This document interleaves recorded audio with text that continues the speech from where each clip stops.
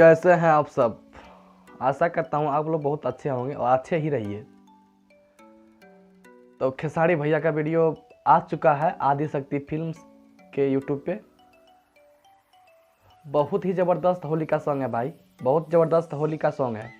2 रुपया, गाना का नाम 2 रुपया। सुपर है भाई, सुपर हिट सॉन्ग।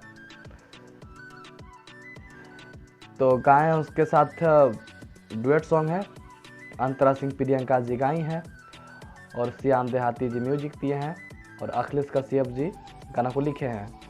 तो बहुत ही हिट गाना है, हिट मेटर है। भतीजवा के मौसी जिंदाबाद के बाद यही गाना रिकॉर्ड बनाने वाला है और रिकॉर्ड तो बनाए करेगा भाई।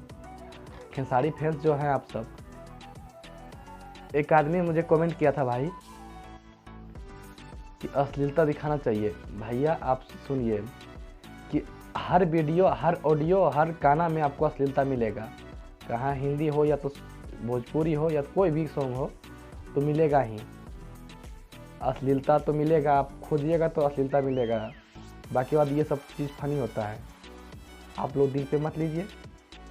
और आप लोग गाना नहीं सुने होंगे तो गाना जाके सुनिए आदिशक्ति फिल्म पे, बहुत ही हिट मैटर है और हिट गाना भी है।